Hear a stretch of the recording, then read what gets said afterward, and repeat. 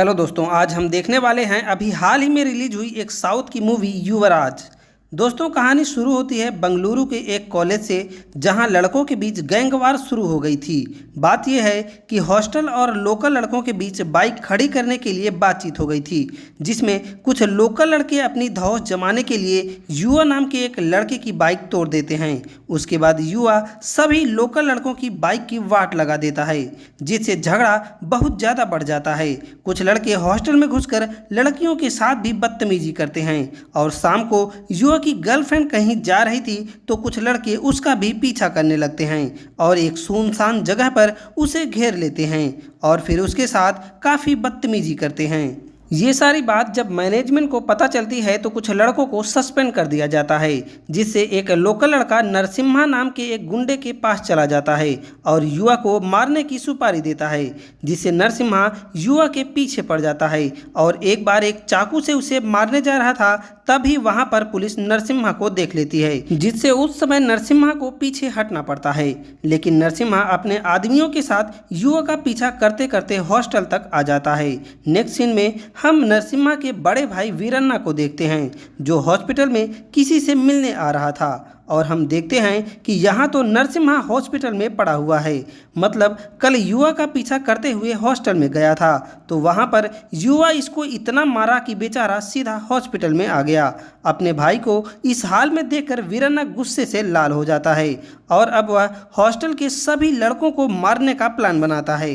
अब हॉस्टल के सभी लड़कों के पीछे आदमी लगा दिए जाते हैं। एक दिन युवा अपने किसी दोस्त की सगाई में था तो ये बात नोटिस कर लेता है और इस पार्टी से जब श्री हॉस्टल जाने लगती है तो कुछ लोकल लड़के फिर से उसका पीछा करने लगते हैं। जब युवा देखता है तो वो भी उनके पीछे लग जाता है, जिससे लोकल लड़के अपना रास्ता बदल लेते हैं और फिर युवा अपनी गर्लफ्रेंड को हॉस्टल तक छोड़ता है। इसके बाद वीरन्ना कॉलेज में एक पार्टी ऑर्गेनाइज करता है, जिसमें हॉस्टल के सभी लड़कों को इन्वाइट किया जाता है। दरअसल वीरन्ना का प्लान था कि पार्टी में सबके सामने युवा और उसके दोस्तों को मारना है, लेकिन उस दिन पार्टी में युवा आता ही नहीं। तब वीरन्ना के कुछ आदमी श्री को टारगेट करते हैं और उसके साथ बदतमीजी करने लगते हैं। जब ये बात युवा को पता चली तो वह गुस्से में पार्टी में आकर शराब पीने लगता है। उसके बाद तो यहाँ पर जबरदस्त एक्शन सीन होता है। वीरन्ना के सभी आदमी बहुत बुरी तरह से पीटे जाते हैं। ये देखकर वीरन्ना युवा पर हमला करता है, लेकिन आज वीरन्ना का दिन खराब था, जो युवा से भिड़ गया। डॉक्टर वीरन्ना और उसके आदमियों की हालत देखकर हैरान थे। डॉक्टर का कहना था कि इन्हें मारने वाला कोई स्टूडेंट नहीं हो सकता। जब ये बात युवा के पापा को पता चली तो वो बहुत गुस्सा करते हैं। इधर प्रिंसिपल भी पेरेंट मीटिंग बुलाता है, जिसमें युवा किसी दूसरे आदमी को अपना बाप बनाकर मीटिंग में भेज देता है और ये बात भी उसके पापा को पता चल जाती है, जिससे कॉलेज में आकर सबके सामने युवा को बहुत डांटते हैं, जिससे युवा और उसके पापा के बीच झगड़ा हो जाता है। इसके बाद हमें एक शॉकिंग बात पता चलती है कि युवा कोई मामूली आदमी नहीं है। युवा तमिलनाडु का रेसलिंग चैंपियन होता है। पिछले साल के टूर्नामेंट में युवा सारे मैच जीत चुका था। तब फाइनल से एक दिन पहले कुछ लोग स्पॉन्सरशिप के नाम पर 10 लाख रुपए ऑफर करते हैं, जिसे युवा के कोच वीरन्ना ने एक्सेप्ट कर लिया। लेकिन उन लोगों ने पैसे लेते समय उसका वीडियो बनाकर ये अफवाह फैला दी कि ये लोग मैच फिक्स कर रहे थे, जिससे युवा को रेसलिंग से बैन कर दिया जाता है। युवा के पापा कोच पर चिल्ला रहे थे, जिससे युवा उन्हें समझाता है कि हम लोगों को फंसाया गया है, लेकिन उसके पापा युवा को मारकर घर से निकाल देते हैं। उसके कोच आज भी इन्वेस्टिगेशन कर रहे हैं कि उन्हें फंसाने वाला कौन था। इधर प्रेजेंट में श्री युवा से काफ़ी गुस्सा थी। वो युवा को लड़ाई झगड़े से दूर रखना चाहती है। उस दिन पार्टी में झगड़ा करने वाले सभी लड़कों को सस्पेंड कर दिया गया, जिसमें एक ट्रस्टी का भी लड़का था। इसीलिए प्रिंसिपल पर दबाव बनाया जाने लगा कि लोकल लड़कों का सस्पेंशन हटा दिया जाए। लेकिन प्रिंसिपल तंग आकर युवा के पास चला जाता है और उसे समझा बुझाकर सभी लड़कों का सस्पेंशन हटा देता है, जिससे लोकल लड़के एक बार फिर ग्राउंड में बवाल करने लगते हैं। लेकिन इस बार युवा ग्राउंड में जाता ही नहीं। इधर युवा की बहन की शादी हो रही थी, जिसमें उसके पापा अपनी औकात से ज़्यादा खर्च कर रहे थे, लेकिन बहन की शादी में युवा को आने नहीं देते। हालांकि उसकी बहन इस बात से काफ़ी दुखी थी, लेकिन उसके हाथ में कुछ भी नहीं था। इधर कॉलेज में आखिरी दिन युवा प्रिंसिपल से मिलने जाता है, जहां प्रिंसिपल उसे लाइफ को लेकर बहुत समझाते हैं। कॉलेज से निकलकर युवा सीधा अपने घर घर आता है तो देखता है कि उसके घर के बाहर बहुत सारे लोग इकट्ठे हुए थे। युवा अंदर जाता है तो कुछ लोग उसकी बहन के साथ बदतमीजी कर रहे थे। ये देखकर युवा का खून खौल जाता है और वह बिना कुछ बोले उन सभी लोगों को पीटना शुरू कर देता है। उन सभी को भगा भगा कर मारता है। कुछ गुंडे बाहर भागकर बस में चढ़ जाते हैं और अपनी जान बचाने के लिए एक छोटी सी बच्ची को उठा लेते हैं, लेकिन युवा उन सभी को बहुत बुरी मौत मारता है। घर आकर अपनी माँ से उन गुंडों के बारे में पूछने लगता है तो पता चलता है कि ये सभी लोग अपना उधार लेने आए थे। दरअसल बहन की शादी में युवा के पापा ने बहुत सारे लोगों से उधार ले लिया था।